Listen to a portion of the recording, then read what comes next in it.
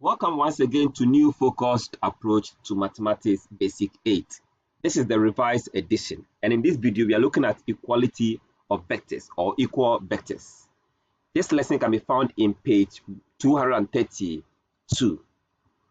When do we say two vectors are equal? Now we are saying here that when two vectors A and B are equal, A, B and C, D are equal, then they have the same magnitude and the same direction. When we see two vectors are equal, they must have the same magnitude and the same direction. Now look at vector u, which is the same as vector AB. And the component is 5, 4. That means 5 on the x-axis, 4 on the y-axis. Then let's also look at the vector CD, which is 5, 5, 4, which means 5 on the x-axis as well, 4 on the y-axis. Good. Now we are saying that these two vectors are equal because 1, their distance is the same. 2, they are moving in the same direction. That makes them equal vectors. So graphically we can represent them like this. Then algebraically too, we can also look at it in terms of their x and y components. If they are equal, then the value of x component of this vector should be the same as the value of that component on the other vector as well. And so that makes them also equal. So based on this idea, we can solve questions in relation to equality of vectors. Let's take one example and see. Let's say the vector A has been defined as 2, then y plus 2. Vector B has been defined as 2, 3. And the question says these two vectors are equal. We should find the value of y. So if they are equal, then their x component should be the same and their y component should be the same. And so we can say that with the x component 2 up here, 2 up here, they are okay. But with the y component, that means y plus 2 should be equal to 3. That is the one here. In simplifying this, by making y the subject, we can have y is equal to 3 minus 2, and so y is equal to 1. And so if these two vectors are equal, then y should be equal to 1.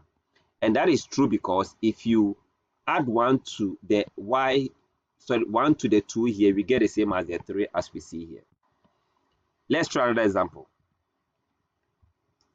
Given that vector m is x minus 3 and y minus s minus y, vector n is negative 2 and then 2s plus 1.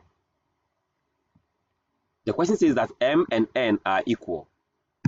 We should find the value of x and y. If they are equal, then we have our x minus 3, x minus y should be equal to negative 2, 2s plus 1. This is what we are saying. So for that matter, the s component x minus 3 should be equal to the s component here 2. Trying to make x the subject, we have negative 2. This is negative 3 here. When we add additive inverse, it will make this portion to be 3 as well. In this case, our x becomes positive 1. It makes sense, right? Good. Then on the y component too, the whole of this should be equal. Means that I have my x minus y should be equal to 2x plus 1. Now from the component of x here, which is equals to 1, then I can put 1 in place of x. Then I have this. I can also put 1 in place of that. Then I have that. So I can write 1 minus y is equals to 2. 2 plus 1 is 3. So I can put 3 here straight away.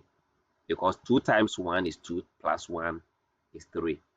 So trying to make y the subject, I can let 1 here be here, and this 3 becomes negative 3 here, and the y moves to become positive y here.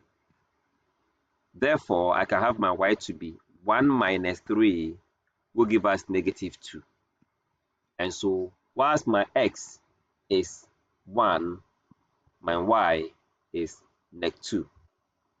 I'm sure you can solve more questions on this in your textbook. Thanks so much for watching.